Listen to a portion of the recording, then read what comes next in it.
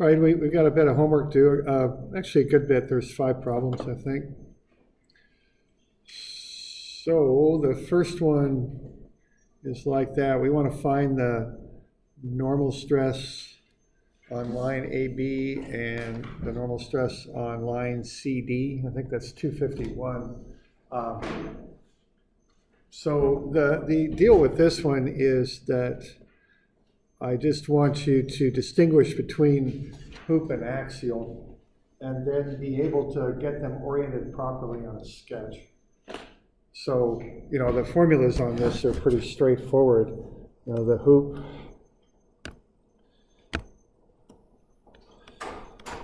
is PR over T, and then the axial is PR over 2T. So my goal here is just that you can figure those out, which is fairly straightforward.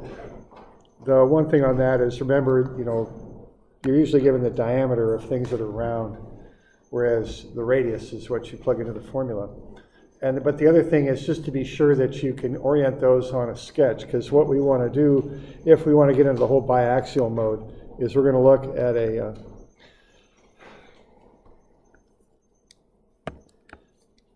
element in there,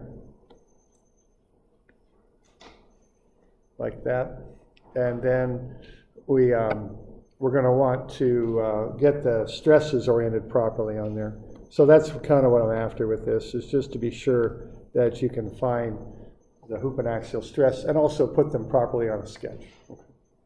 So, do you have any questions on that?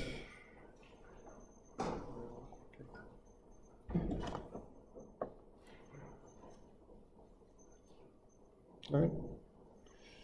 Now the next one's a little bit involved. It does get into the whole biaxial stuff with this, so you want to find the hoop and axial and then get them oriented properly. And then once you've done that, you need to go into kind of a biaxial mode on this. All right. So what you want to do on this, see this one, on this one the tank is oriented kind of flat, okay? So the tank is oriented like this. And then the idea here is we can look at a little element in the tank, and then we'd want to put the stresses on this, like so. All right.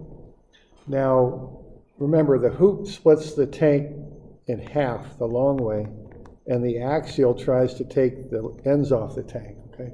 That's the difference. And so, that's how that would be oriented there, in that fashion. All right, so what you want to do on this is you kind of go through a chain of calculations here. The first thing you want to do is you want to find the hoop and axial stresses. So to do that, you take the pressure, and hopefully you can read that okay, multiply it by the radius and divide it by the wall thickness.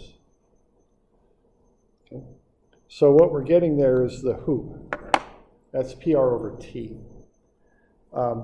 So 3.2 megapascals, which is 3,200,000 newtons per meter squared, times the radius, which is half the diameter, of course. So half the 3 is the radius, and then divide it by the wall thickness in meters. And that gets you 240 megapascals for the hoop. Now that's in the y direction, okay? So that is the stress acting on that plane right there. It's normal to the plane, hence the word normal stress. So you want to do that. You want to find the axial also, which is sigma x. And then once you've found those things, the shear in the xy direction is 0. Now the shear everywhere in a tank is not 0, but the shear in the xy direction is. So that's the first thing to do, is to kind of get that figured out and find the x and y stresses. Now once you have those, what you'd want to do next would be to figure out the stresses on those welds. So it is kind of important to understand when I say the stress on the weld, if it's a normal stress, the stress is normal to the weld, okay? So the weld there is 50 degrees. You're finding the stress normal to that. That's what's going to kind of tear the tank down along that weld. So you would plug in 50 degrees for that. And then the normal stress formula is just written out there. So you just plug in sigma x plus sigma y over 2, and then plus sigma x minus sigma y over 2 times cosine twice the angle. So if the angle's 50, twice that will be 100, and then plus tau xy, which is 0 times sine of 100. Okay? And that's how you would find the normal stress on that first weld. Now you also want to find the shear stress. I added that, okay? So that would be tau xy for 50 degrees, okay? And again, it's just running a formula. So keep in mind that even though there is no shear stress in the x and y direction, there are shear stresses at the odd angles. So the formula for that is negative sigma x minus sigma y sine 2 theta plus tau xy cosine 2 theta.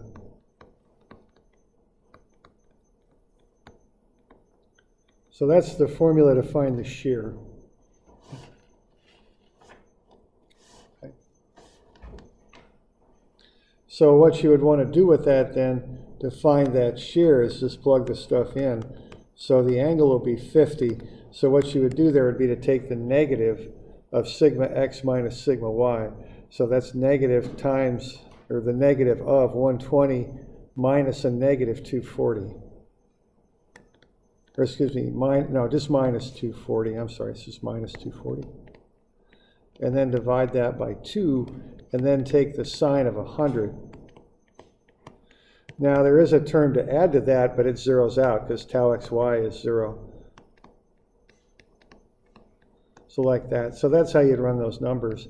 And that would tell you what the shear, actually it's x1, y1, what the shear x1, y1 is at 50 degrees. So we're just doing, basically we're doing the pressure vessel stuff to find the stresses in the x and y directions. And then once we have them, we're just going to go ahead and plug those stresses into the biaxial formulas. Now this one's a little bit easier than most because the tau xy is 0. So keep in mind that, tau xy is 0, however, that there are shears at different angles. So it's only at 0 and 90 that the shears are 0. Any other angle, there will be a shear. And in this case, it's 118 megapascals. Okay. So we doing all right with that?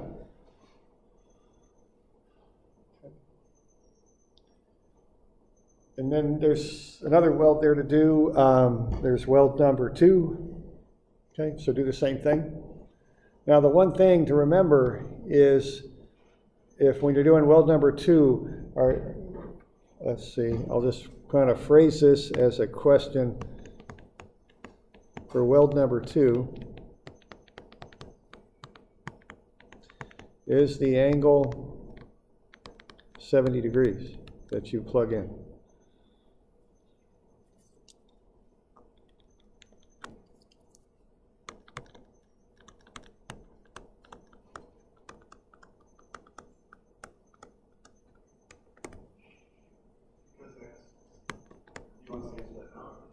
What's that now?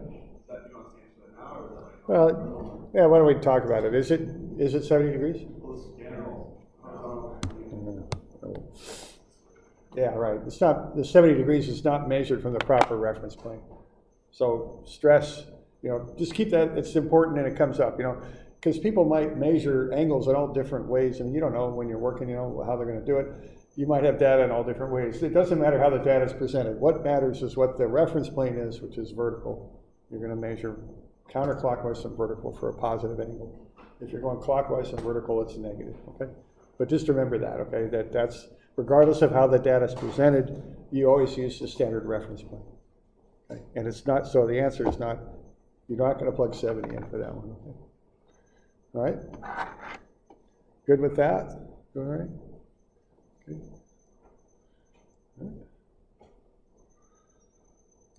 All right, now the next bit here, we want to figure out how much longer is AB going to get, okay? So there's kind of a chain on this. This is similar to that exercise we did in class. I think it was Monday or today's Thursday. I can't remember. It was earlier this week. Yeah. What's that? With the logo? Yeah, right, with the logo. This is the exact same thing. So the sequence is find the stresses first, and you've got them. Sigma x is 120 megapascals, sigma y is 240, tau xy is 0. Now you want to figure out how much longer that line will get. So you're going to go into strains. Now that line is at an angle, but we start by getting the strains in the x and y directions. So you want to find the strain in the x direction by using Hooke's law there, 1 over e sigma x minus nu sigma y. And then you want to do it again in the y direction. So that'll get you the strains in the x and y direction. So we got epsilon x there is 0.0258, so that's 2.58% elongation in the x. Epsilon y is 0.1029, so that's 10.29% elongation in the y direction. And we got no shear deformation in the xy directions. Now, once you've got that, what you want to do next is find the strain at the angle that you're interested in. And the angle that we are interested in here is 32 degrees, because keep in mind that the strain is referenced differently than the stress. That angle, the horizontal angle is the reference for strain. Okay? So you would find epsilon x1 for 32 degrees. Now, the reason they change the reference is the stress that most directly causes that looks like that, and that would be the normal stress on the 32-degree plane. So that's sigma x1, 32. They create different reference planes so that the angles for two corresponding things are the same. That's why they're doing that, okay? That's the reasoning behind that. I know it can be a little confusing sometimes, but that's the deal, okay? So when you're doing stress, you reference to the vertical plane. When you do strain, you reference to the horizontal plane. But the angles kind of work together. The 32-degree angle will get you the stress that most directly causes the strain on that line right there, okay? And that's why that's done, to get a correspondence there. Is that like a general rule when we're doing stress and strain with the different planes, or is that only if they tell us, like they show us? No, it's always that way, because the strain is derived using a horizontal plane as the reference and measuring off of that. So you always measure stress from the vertical, you always measure strain from the horizontal. It's just how the equations were derived originally. Okay. All right. We're good with that?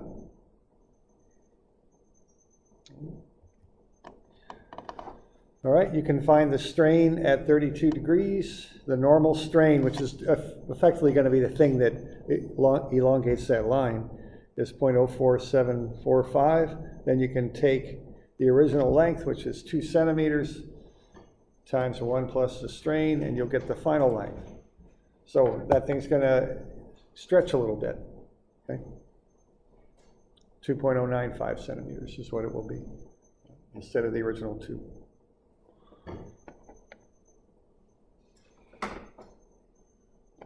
So we're doing all right with that?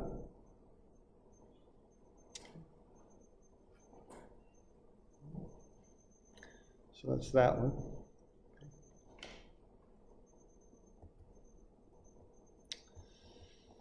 Okay, then we get into the torsion.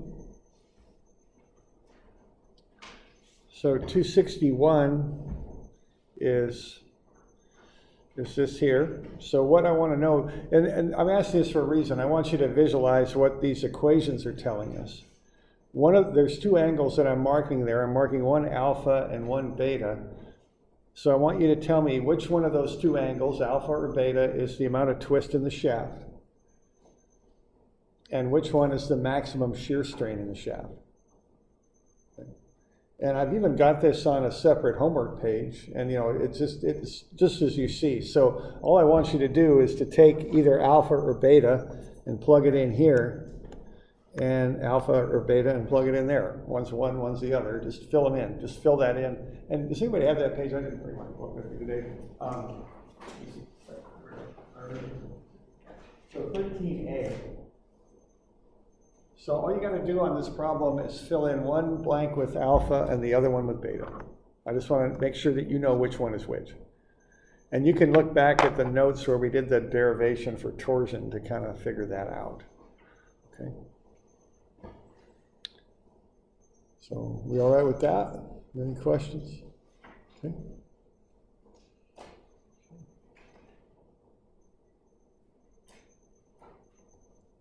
Okay.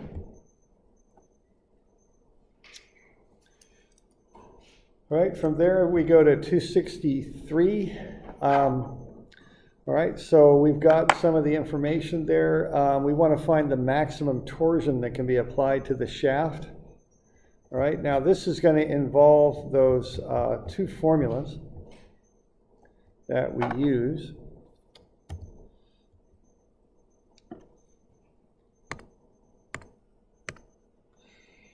All right, and so there's the two basic formulas. The one is that phi is TL over IG, and the other one is that tau max is TR over I.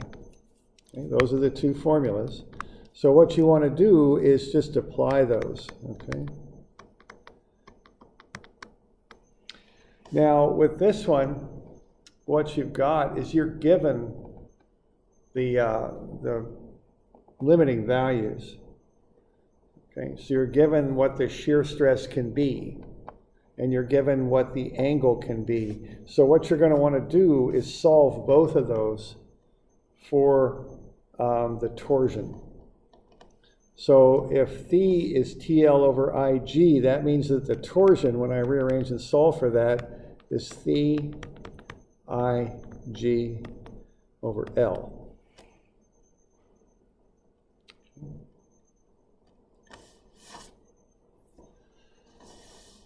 All right, now once you've got that, you're given G, okay? You can figure out I sub P. Now the way you're going to get this I sub P, remember P stands for polar. So I sub P for this thing will be pi over 2 times the outer radius to the 4 minus the inner radius to the 4. Like that. And you can just go ahead and solve that. Now, these are going to get to be very small numbers, of course.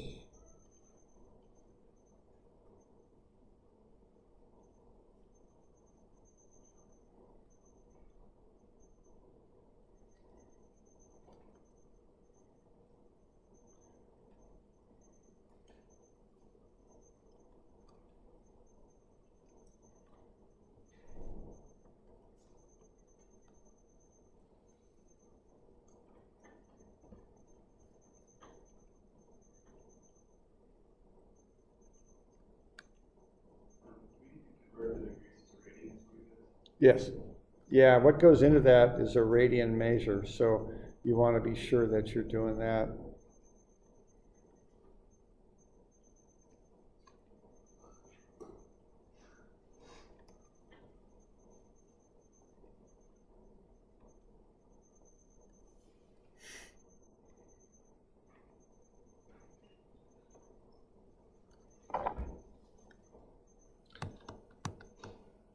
So when I'm running that, I'm getting 33.7 times 10 to the minus 6 meters to the 4. Does that sound about right? I don't know if anybody got that, but I'm just running the numbers. Okay. All right, now the other thing is, was just mentioned here, you got to get phi, not degrees doesn't work in this formula. That kind of the basic unit for angles is radians. And that's true in this class and dynamics, physics, and all that. If you're going to use degrees, you got to throw some sort of conversion factor into those formulas. Kind of the native degree unit for an angle is radians. So that's 2.063 degrees. So you're going to want to take that and convert that into radians.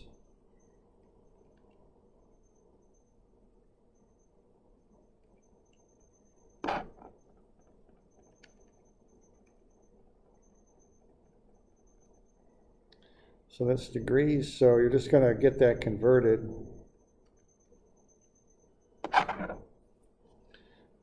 And we're getting to about 0.036, near enough, radians. Okay? So what you would do would be to take all that stuff that we have here and plug it in and find the torsion. So the torsion will be the 0.036 radians times the 33.7 times 10 to the minus 6 meters to the 4 times G.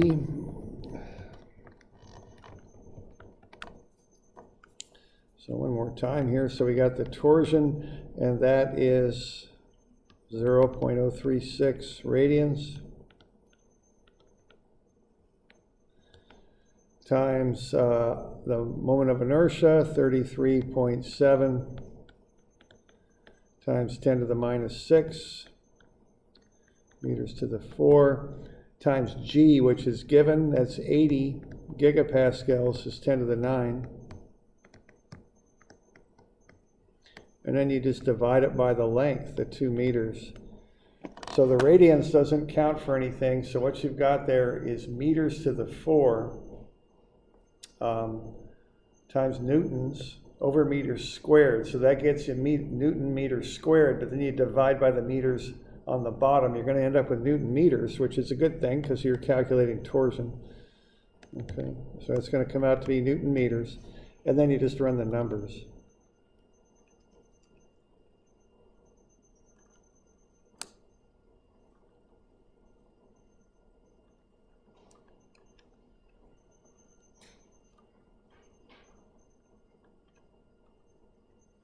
So I'm getting 48,536 is what I'm getting.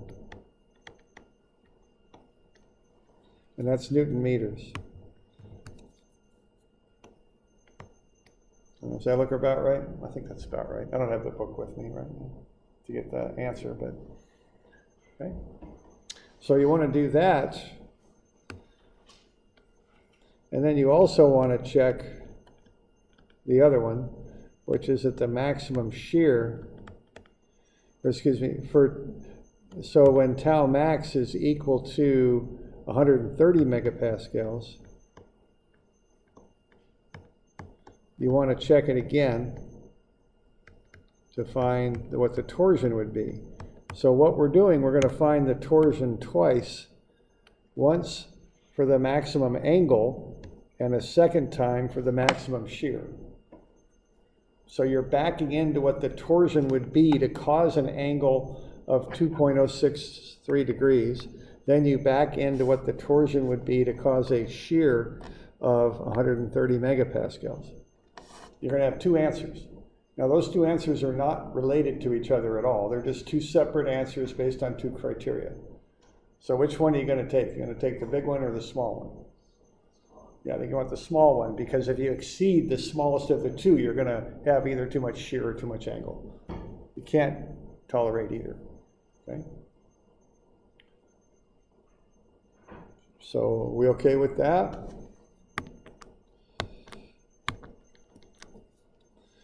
So this is just an exercise in running those two basic equations, is what it is.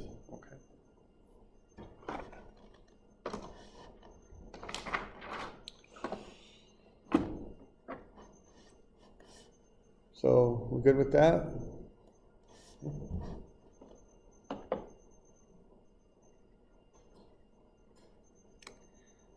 And then the last one here that's due is a multiple torsion kind of problem.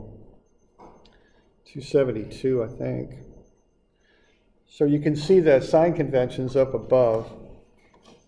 So this is the positive sense.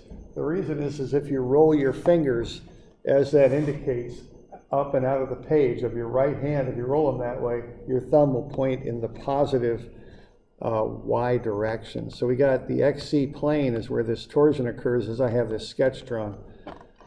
And then your thumb would point in the positive y. That's what's going on there, okay? So that's why that's positive.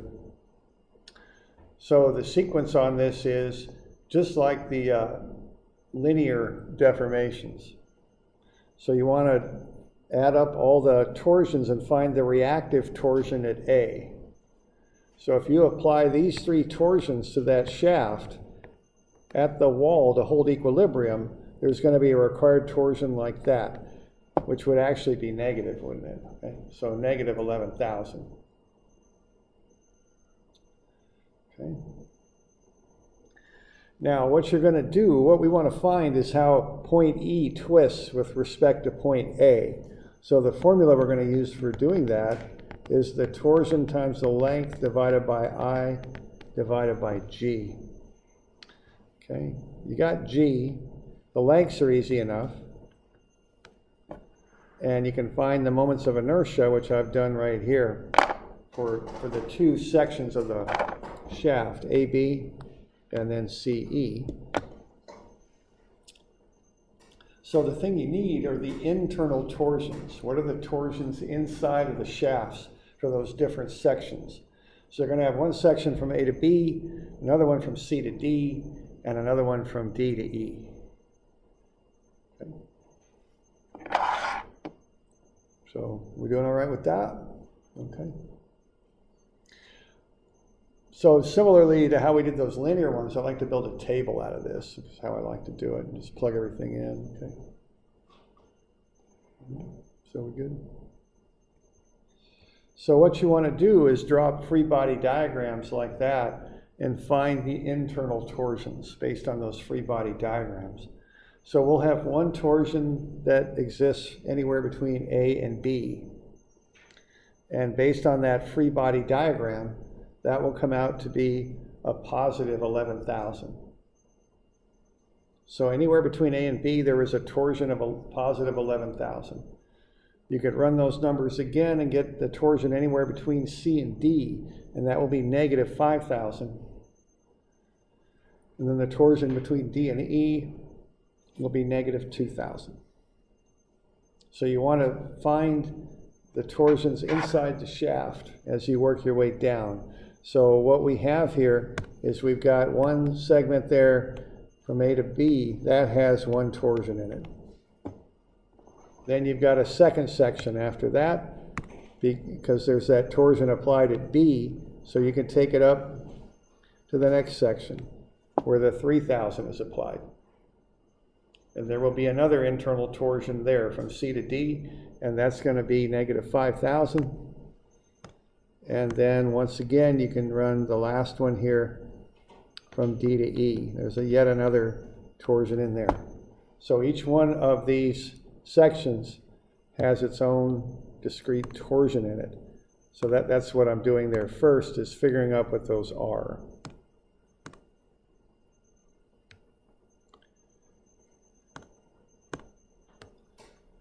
So we got any question on those? Okay. All right.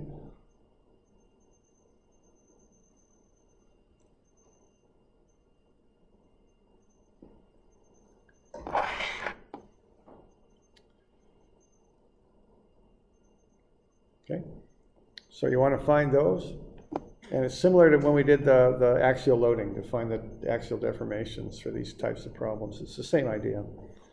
And then once you've got it, you just plug in the values, the torsion, the length, the moment of inertia, and G, and what you'll find then will be the torsion in each, or excuse me, the twist angle in each section of the shaft. So from A to B, you've got a positive 3.66 times 10 to the minus 5. That'll be a radian measure is what that'll be. Okay.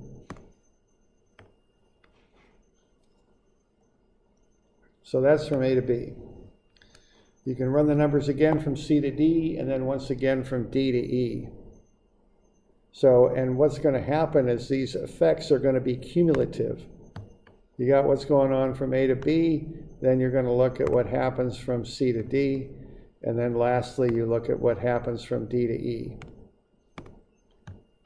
And you just add the effects up and get the net torsion. Okay? So to get your final answer, you're just going to take these three things and sum them up. And that will get you a radian measure. And from there, you can convert that into degrees, as I did up above there, okay, to get that final answer.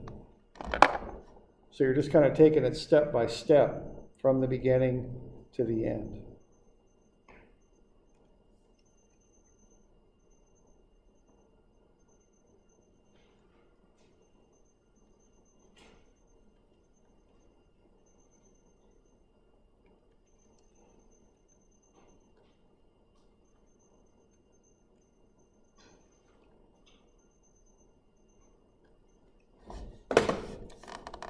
So we all right with that? Any questions on that?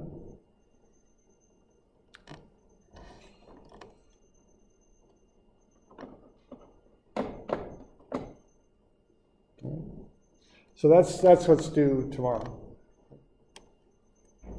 So pressure vessels and torsion and a bit of strain is what we're looking at.